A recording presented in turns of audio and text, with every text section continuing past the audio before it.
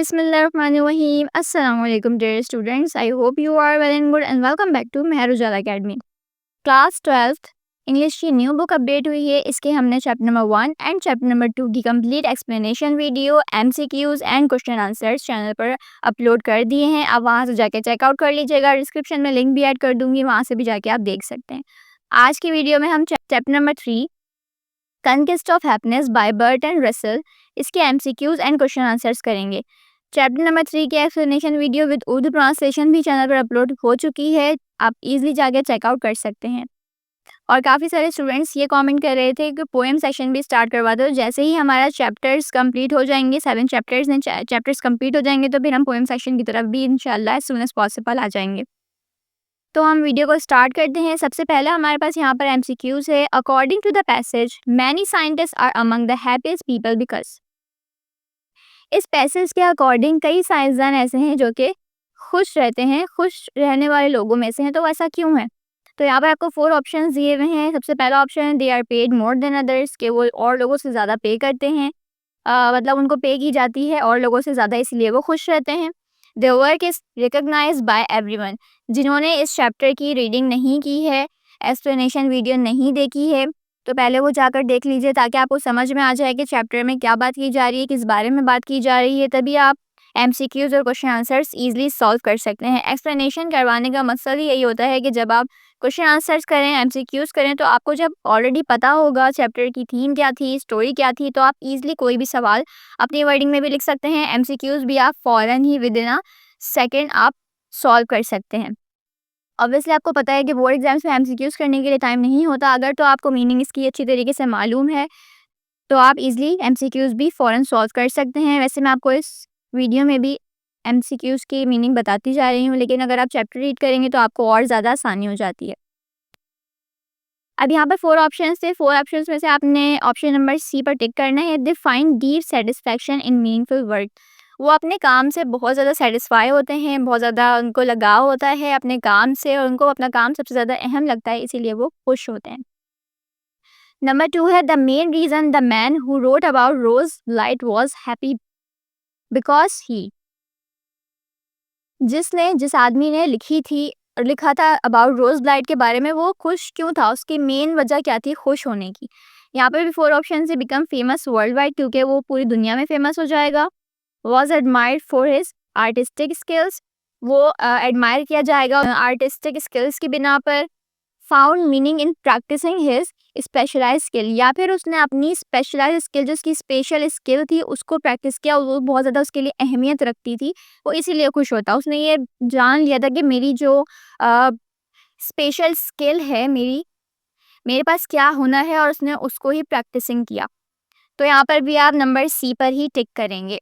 उसके बाद नंबर 3 है MCQs. What does the passage suggest about recognition and fame in relation to happiness. यहाँ पर भी आपको 4 ऑप्शंस दिए हुए हैं. They are essential for happiness, they should be ignored completely, they help only in artistic careers, happiness can exist without them. जैसा हमने इस चैप्टर में रीड किया था कि जो हमारी खुशी है वो किसके ज़रिए होती है. क्या वो फेम हो तभी हमें मिलेगी, क्या लोग हमें जानते हों, हमारे पास शोहरत हो तभी मिलेगी? तो ऐसा नहीं है. खुशी जो है वो इन सब चीज़ों के बगैर भी एग्जिस्ट करती है. आपकी कोई भी छोटी सी ख्वाहिश जो आप अपनी मर्ज़ी से पूरी करते हैं, जो आपको सुकून देती है, जो आपके चेहरे पर मुस्कुराहट लाती है, उसके लिए ज़रूरी नहीं कि आपके पास बहुत सारी दौलत हो, शोहरत हो, लोग आपको जानते हों.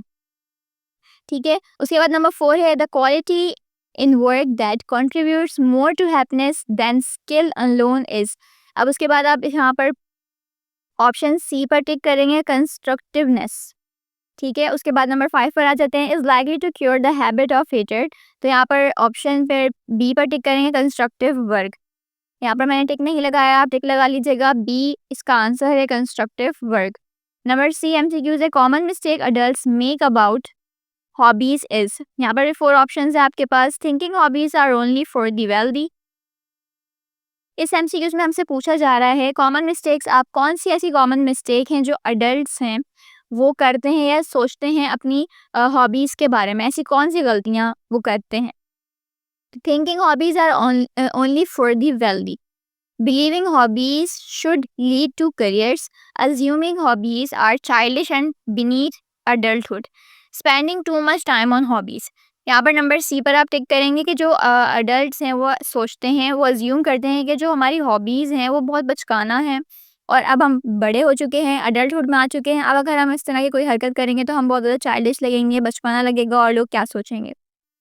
तो ये उनकी बहुत कॉमन मिस्टेक होती है, ऐसा नहीं होता। आप किसी भी उम्र में आ जाओ, अगर अपनी खुशी के लिए आप कोई काम करते हैं तो वो कोई भी बचकाना हरकत नहीं होती, आप वो कर सकते हैं।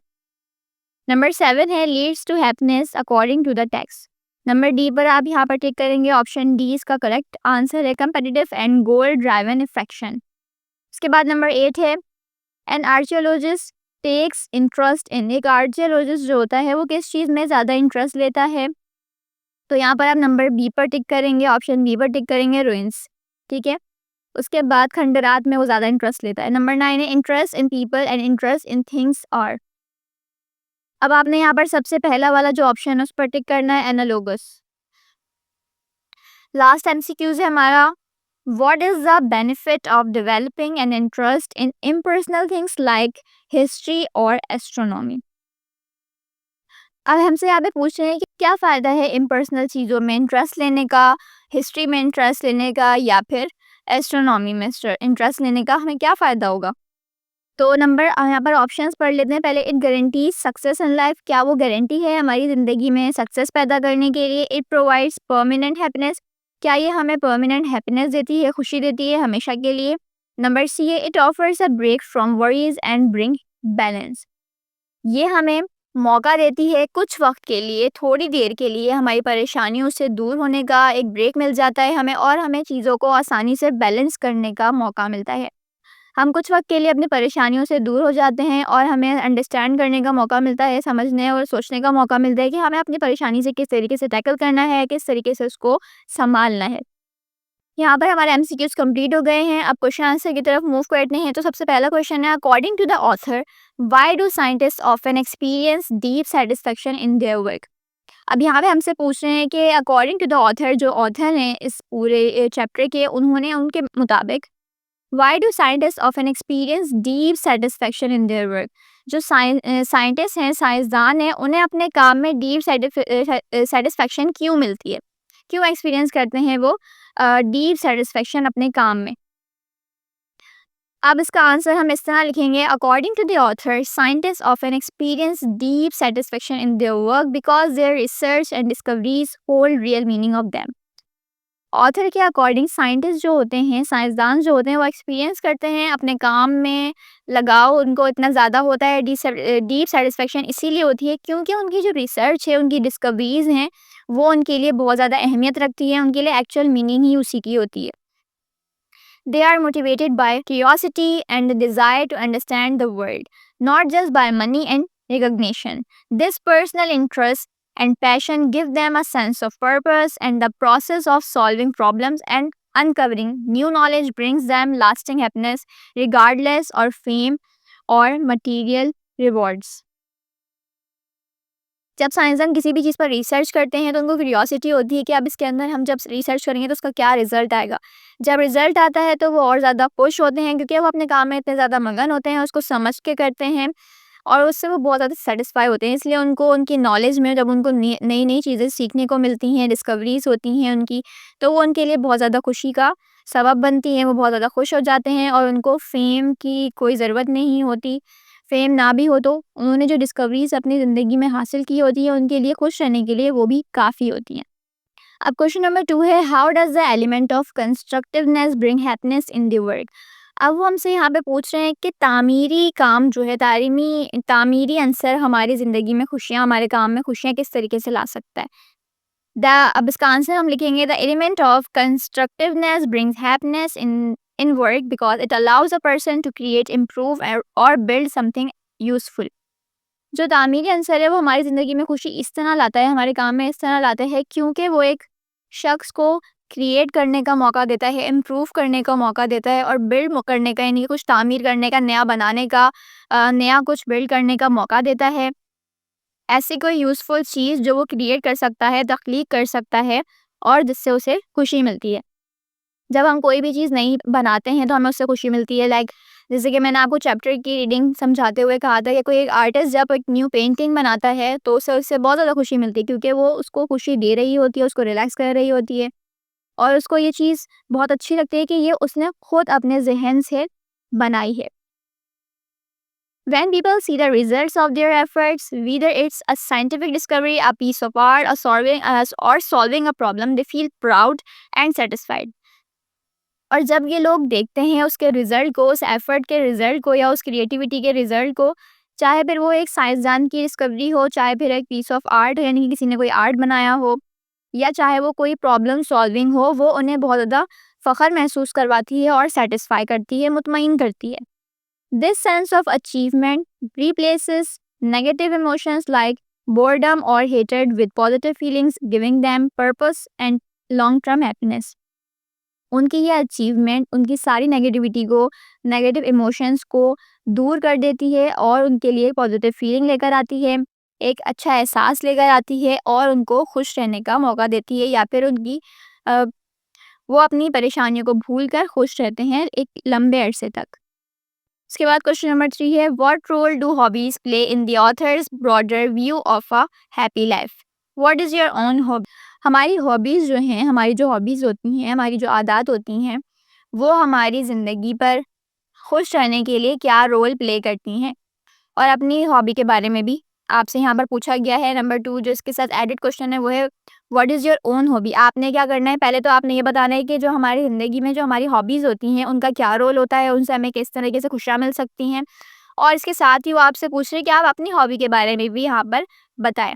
ठीक है, तो आपने जब बोर्ड में भी या फिर आपके जो प्रीलिम्स होते हैं, टेस्ट होते हैं, जब आप सवाल पढ़ें तो आप ध्यान से रीड करा करें कि आपसे सवाल में क्या पूछा जा रहा है, देन फिर आप उसको आंसर किया करें। यहाँ पर जैसे आपको स्क्रीन पर आंसर नज़र आ रहा है, आपने इस तरीके से आंसर को मेंशन करना है, लिखना भी इस तरीके से है। तो सबसे पहला जो हम यहाँ पर सवाल है उसको हम पहले सॉल्व करते हैं। तो सबसे पहले आपने लिखना है, in the author's view, author के मुताबिक, ऑथर के नज़रिए के मुताबिक, hobbies play an important role in a happy life because they give people relaxation, balance, and joy outside of their main work. Hobbies keep the mind active, reduce stress, and provide a sense of achievement without pressure. They also help people stay interested in life, especially during difficult times. अब author के नज़रिए के मुताबिक या author के मुताबिक hobbies हमारी ज़िंदगी में बहुत अहम किरदार अदा करती हैं, क्योंकि ये लोगों को रिलैक्सेशन देती हैं, बैलेंस करने का मौका देती हैं। बैलेंस किस चीज़ में, कि जब वो परेशान हो और जब वो अपनी पसंद की कोई चीज़ करते हैं तो थोड़े टाइम के लिए उनको अपनी परेशानियों से रिलैक्सेशन मिल जाती है, वो रिलैक्स हो जाते हैं और उन्हें सोचने का टाइम मिल जाता है कि उनको अपनी उस परेशानी से किस तरीके से टैकल करना है। हॉबीज़ कीप माइंड एक्टिव, जो हमारी हॉबीज़ होती हैं वो हमारे माइंड को, हमारे जहन को एक्टिव रखती हैं, हमारे स्ट्रेस को रिड्यूस करती हैं, कम करती हैं और हमें एक अच्छी अचीवमेंट मिलती है उनसे। जैसे कि अगर आप बैठे हुए हैं, आपने सोचा कि चले मैं कोई चीज़ डिज़ाइन करता हूँ, जो कि एज़ अ फैशन डिज़ाइनर, अगर कोई फैशन डिज़ाइनर होता है वो क्या करता है, वो बहुत ज़्यादा परेशान है अगर, तो वो सोचता है कि हम लेट्स क्रिएट समथिंग, तो वो अपना कोई ड्रेस डिज़ाइन कर लेता है। तो उसे उस तरफ क्या मिलता है, उस वक़्त उसे अपनी उस परेशानी से ब्रेक मिल जाएगा, उसका सारा का सारा फ़ोकस उस काम को बनाने में, उस ड्रेस को बनाने में लग जाएगा। कोई अगर शूज़ मेकर है तो वो शूज़ को बनाने में लग जाएगा, उसकी सोल बनाने में लग जाएगा, ठीक है? तो फिर कोई भी ऐसी चीज़ जो हमारी एक्टिविटी होती है, हमारी कोई एक असाइड एक्टिविटी होती है जिस पे हम फ़ोकस करके काम करते हैं, तो उस वक़्त के लिए, थोड़ी देर के लिए हम अपनी परेशानी को भूलकर हमारा सारा फ़ोकस हमारी उस काम की तरफ हो जाता है, उस हॉबी की तरफ हो जाता है, उस क्रिएटिविटी की तरफ हो जाता है। तो इससे क्या होता है, हम अपनी परेशानी को बैलेंस करने का हमें मौका मिल जाता है, हम इतना ज़्यादा स्ट्रेस आउट नहीं होते हैं, माइंड हमारा एक्टिव होता है, स्ट्रेस रिड्यूस हो जाता है और हमें क्या होता है, हमें थोड़ा-सा खुश रहने का मौका मिलता है। They also have people stay interested in life, और ये हमें क्या मौका देती है, हमारी हॉबीज़ हमें मौका देती है कि हम अपनी ज़िंदगी में इंटरेस्ट ले सकें और ज़्यादा स्टे कर सकें अपनी ज़िंदगी में इंटरेस्ट लेते हुए। वरना बहुत ज़्यादा परेशान हो जाएँगे अगर आप कोई हॉबी नहीं करते, सिर्फ़ और सिर्फ़ अपने बिज़नेस पे फ़ोकस कर रहे हैं, सिर्फ़ और सिर्फ़ अपनी जॉब पर फ़ोकस कर रहे हैं, या कोई अगर टीचर है तो वो अपनी सिर्फ़ टीचिंग पे फ़ोकस कर रहा है और उसके अलावा कोई एक्स्ट्रा हॉबीज़ उसकी नहीं है, तो वो डिप्रेस हो जाएगा, एंग्ज़ायटी हो जाएगी और वो परेशान होने लगेगा, ज़िंदगी से उसे नफ़रत होने लगेगी। स्पेशली ड्यूरिंग डिफ़िकल्ट टाइम्स, अगर तो आपकी ज़िंदगी में कोई परेशानी या मुसीबत का वक़्त चल रहा है तो आपको लाज़मी है कि आप कोई एक्स्ट्रा एक्टिविटी अपने पास रखें, या तो अपने फ्रेंड्स के साथ हैंग आउट करें लाज़मी तौर पर। वरना आप क्या हो जाएँगे, डिप्रेशन का शिकार हो जाएँगे और आप एंग्ज़ायटी हो जाएगी और आपको ज़िंदगी बोझ लगने लगेगी। उसके बाद पार्ट 2 है इसी क्वेश्चन का, what is your own hobby? तो आपने यहाँ पर लिखना है माय हॉबी की आप हेडिंग मेंशन कर सकते हैं। फिर आप लिखेंगे if I were human I had probably enjoy reading books and learning new thing as my hobby which is also kind of my full job time। तो यहाँ पर हम लिखेंगे कि मैं शायद रीडिंग करता, बुक्स रीड करने में, किताबें पढ़ने में इंजॉय करता और लर्निंग न्यू चीज़ें सीखता, and my hobby which is also kind of my full time job. और मेरी जो हॉबी होती है वो मेरी kind of part time job होती है, यानी कि जब वो अपनी एक्चुअल जो आपकी प्रोफेशनल जॉब है उससे जब आप फ्री हो जाते, रिलैक्स हो जाते, तो आपका जो बाकी टाइम होता है वो आपकी हॉबी में स्पेंड होता। अब यहाँ पर आप अपनी हॉबी के मुताबिक भी आंसर कर सकते हैं। नंबर 4 है यहाँ पर question number 4, if you were to apply the author's ideas to your own life, what changes would you consider making in your daily routine or mindset? यहाँ से अब यहाँ पर आपसे सवाल में पूछा जा रहा है, अगर तो आप अप्लाई करते हैं ऑथर के आइडिया अपनी खुद की ज़िंदगी में, तो आप अपनी ज़िंदगी में क्या चेंज लेकर आएंगे, अपनी रूटीन में, अपने माइंडसेट में क्या चीज़ चेंज करेंगे? तो आप आंसर लिखेंगे if I applied the author's idea to my own life I would focus on. अब यहाँ पर इस सवाल में आप कंप्लीटली अपनी वर्डिंग में भी आंसर कर सकते हैं और आप चाहें तो यही वाला आंसर भी कॉपी कर सकते हैं। If I applied the author's idea, अगर मैं ऑथर का आइडिया अपनी ज़िंदगी पर अप्लाई करूँ, आई वुड फोकस ऑन, यहाँ पर नीचे यहाँ पर ऑप्शन आपको नंबर वाइज आपने लिखना है। सबसे पहला आप लिखेंगे balancing work and leisure, making time for hobbies, learning purely for enjoyment not just for productivity. वो कहते हैं कि मैं बैलेंस करूँगा अपने काम को और अपने लेजर टाइम को, जो हमारा फाइक टाइम होता है उसको मैं क्या करूँगा, उन वक्त को बैलेंस करूँगा। एक वक्त मेरा काम का होगा, एक वक्त मेरा जो लेजर टाइम होगा उसमें मैं क्या करा करूँगा, मैं अपनी हॉबीज़ पर फोकस करूँगा, नई चीज़ें लर्न करूँगा जो मुझे इंजॉयमेंट भी देंगी, सुकून भी देंगी, नॉट जस्ट प्रोडक्टिविटी। ना कि सिर्फ वो मेरे बहुत ज़्यादा काम आएंगी लेकिन मुझे उनसे रिलैक्सेशन मिलेगी, इंजॉयमेंट मिलेगी, तो मैं ऐसी चीज़ों पे भी फोकस करूँगा। अपने काम के साथ-साथ मैं एक एक्स्ट्रा टाइम रखूँगा, अपने लेजर टाइम में मैं अपनी हॉबीज़ पर भी फोकस करूँगा या करूँगी। उसके बाद नंबर 2 है shifting attention to constructive activities, engaging in task that create something positive and meaningful. फिर वो कहते हैं कि यहाँ पर हम क्या करेंगे, शिफ्ट करेंगे अपनी अटेंशन को, तब्दील कर सकते हैं या फिर टू कंस्ट्रक्टिव एक्टिविटीज़, ऐसी एक्टिविटीज़ पे, तामीरी एक्टिविटीज़ पे जो हमारे engaging in task that create something positive, जो कि क्रिएट करेंगे समथिंग पॉजिटिव, कुछ ऐसी पॉजिटिव चीज़ें, मीनिंगफुल चीज़ें जो कि हमारे स्ट्रेस को कम करेंगी। नंबर 3 है developing interest in impersonal things like exploring history, science और nature to keep my mind fresh and reduce stress. Developing interest, मैं अपना इंटरेस्ट डेवलप करूँगा इम्पर्सनल चीज़ों पर जो कि इतनी ज़्यादा मतलब अहम चीज़ें नहीं होती उन पर, जैसे कि मैं एक्सप्लोर करूँगा हिस्ट्री के बारे में, साइंस के बारे में, नेचर के बारे में, जो कि मेरे जहन को फ्रेश भी रखेंगी और मेरा जो स्ट्रेस है उसे कम भी करेंगी, रिड्यूस करेंगी। नंबर 4 पॉइंट है यहाँ पर avoiding over dependence on recognition, finding satisfaction in the work itself rather than waiting for prize. आपने अपने काम को अपनी खुशी के लिए करना है, ना कि इस इंतज़ार में रहना है कि कोई मुझ पर फ़ख्र करे, कोई मुझे प्राइज़ करे, कोई मुझे एडमायर करे, लोग मुझे जाने, मुझे फ़ेम मिले। आपने अपनी किसी भी चीज़ को इस चीज़ पर आपने डिपेंड नहीं रहना कि कोई कोई आकर मुझे कहे कि तुमने ये अच्छा किया। अगर आपको अपने काम में सैटिस्फैक्शन मिलती है, अगर आप उससे खुश होते हैं, तो ये ज़्यादा वैल्यूएबल है, किसी और के बताने की आपको ज़रूरत नहीं है। किसी और कोई और आपको अगर कहे कि तुमने ये काम वाक़ई बहुत अच्छा किया है, लेकिन आप अगर उस काम से सैटिस्फाई हैं, ये अच्छी बात है। कोई अगर आपको आके प्राइज़ करता है, कोई अगर आपको आकर कहता है, एडमायर करता है कि ये काम बहुत अच्छा है। अगर आप अपने काम से खुद सैटिस्फाई हैं, तो लोग आपको आकर ऑब्वियसली कहेंगे। लेकिन आपको इस पर डिपेंड नहीं करना चाहिए कि मैंने कोई काम किया और कोई आकर मुझे ये कहे कि तुम्हारा ये काम बहुत अच्छा है। इस चीज़ के इंतज़ार में ना रहें, अपना काम अपने लिहाज से करें। अगर कोई काम आपको खुशी देता है, रिलैक्स करता है, तो आप रिलैक्स होकर वो काम करें। अगर कोई भी काम आपको स्ट्रेस आपका रिड्यूस करता है, तो आप वो काम करें, आप वो हॉबी अपनी ज़िंदगी में ऐड कर लें। This mindset would make each day more purposeful, reduce negativity and keep happiness more stable। अगर आपका माइंड इस तरह का होगा, माइंडसेट इस तरह का होगा, तो आपका हर दिन जो है वो पर्पसफुल होगा, रिड्यूस नेगेटिविटी रिड्यूस करेगा, आपके अंदर से पॉजिटिव चेंज आएगा, and keep happiness more stable, और आप बहुत ज़्यादा खुश रहेंगे। उसके बाद यहाँ पर क्वेश्चन नंबर 5 है, what kind of interest in person causes happiness and what causes unhappiness.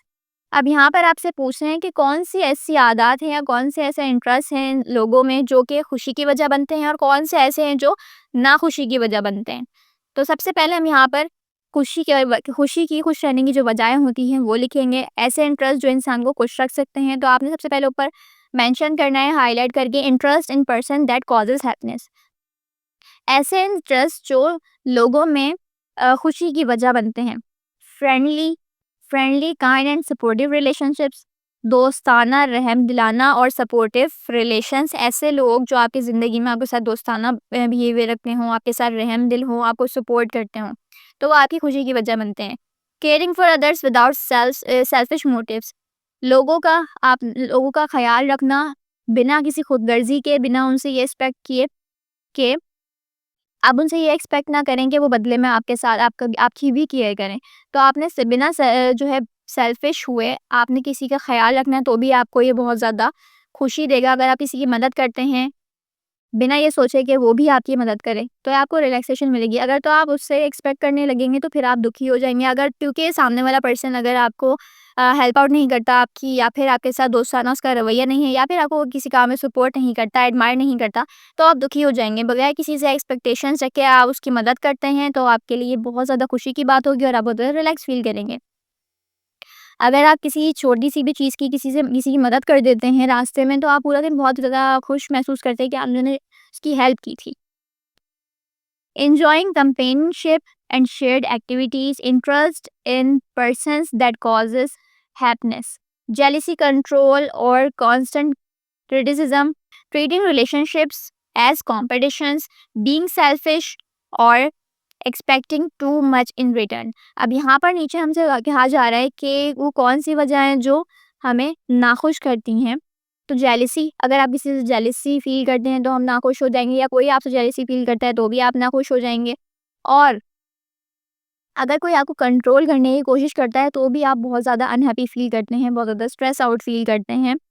और कांस्टेंट क्रिटिसिज्म, या फिर कोई आपको तनकीद करता है, आपके ऊपर हमेशा तंज करता रहता है, तनकीद का निशाना बनाता है आपको, चाहे वो आपका ऑफिस हो, घर भी हो, आपके कोई ऐसे लोग जो आप जिनसे मोहब्बत करते हैं वो आपको तनकीद का निशाना बनाए, तो भी आपको बहुत ज़्यादा दुख होता है और आप अनहैप्पी हो जाते हैं। ट्रीटिंग रिलेशनशिप्स एज कॉम्पिटिशन्स, अपने रिलेशनशिप्स को एज अ कॉम्पिटिशन अगर आप देखेंगे, ट्रीट करेंगे, तो फिर आपको दुख होगा। बीइंग सेल्फिश और expecting too much in return, खुदगर्ज हो जाना और सामने वाले इंसान से बहुत ज़्यादा एक्सपेक्ट करना, इंसान को दुख उसकी अपनी एक्सपेक्टेशंस देती हैं। कोई भी इंसान आपको खुशी या फिर दुख नहीं दे सकता। अगर आप खुश होते हैं तो वो भी आपके अपने अंदर की चीज़ है, अगर आप दुखी होते हैं तो भी वो आपके अंदर की चीज़ है। अपने आप को खुश रखना भी आपको खुद आना चाहिए।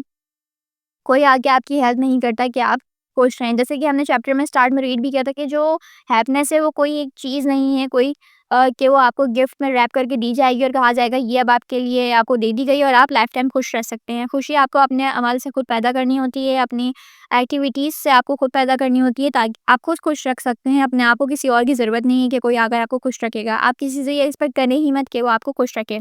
अगर तो कोई करता है तो वेल एंड गुड, बहुत अच्छी बात है ये। लेकिन अगर आपको कोई नहीं करता तो आप उससे ये एक्सपेक्ट भी ना करें कि कोई आपको खुश रख सके। आपके अपने अंदर इतनी कैपेबिलिटी होनी चाहिए, इतनी एबिलिटी होनी चाहिए कि आप अपने आप को खुश रख सकें और नेगेटिव चीज़ों को अपने ज़हन से दूर रख सकें। ठीक है, उसके बाद मूव करते हैं क्वेश्चन नंबर 6 की तरफ। Why interest in impersonal thing is necessary for the happiness of human being, कि इम्पर्सनल चीज़ें में क्यों इंटरेस्ट डेवलप करना ज़रूरी है खुश रहने के लिए, इंसानों के लिए। कि अगर एक इंसान इंटरेस्ट लेता है इम्पर्सनल चीज़ों में, वो क्यों ज़रूरी है, खुश रहने के लिए क्यों ज़रूरी है। Interest in impersonal things is necessary for happiness because it helps people step away from personal worries and problems. जो अननेसेसरी चीज़ें होती हैं, इम्पर्सनल थिंग्स होती हैं, उसमें इंटरेस्ट लेना ज़रूरी इसीलिए है खुश रहने के लिए, क्योंकि ये लोगों को क्या करती है, मदद देती है एक कदम दूर रहने से, अपनी पर्सनल परेशानियों से, प्रॉब्लम से, वरीज से। जब आप अपना ज़हन किसी और एक्टिविटी में इन्वॉल्व करते हैं तो आप थोड़ी देर के लिए अपनी परेशानियों से, तकलीफ़ों से दूर हो जाते हैं और स्ट्रेस आपका थोड़ा कम हो जाता है। When someone enjoys subjects like history, astronomy or nature, their mind get a healthy break from everyday stress. अगर तो आपको कोई सब्जेक्ट पसंद है और कोई अगर इंजॉय करता है किसी सब्जेक्ट को रीड करने में, एक्सप्लोर करने में, science, history, astronomy, nature, mathematics, तो उसका जो माइंड है वो एक हेल्दी वे में रोज़ाना के स्ट्रेस से थोड़ा-सा ब्रेक ले लेता है और दूर हो जाता है और उसको थोड़ा पॉजिटिविटी मिलती है अपने ज़हन को फ्रेश करने के लिए।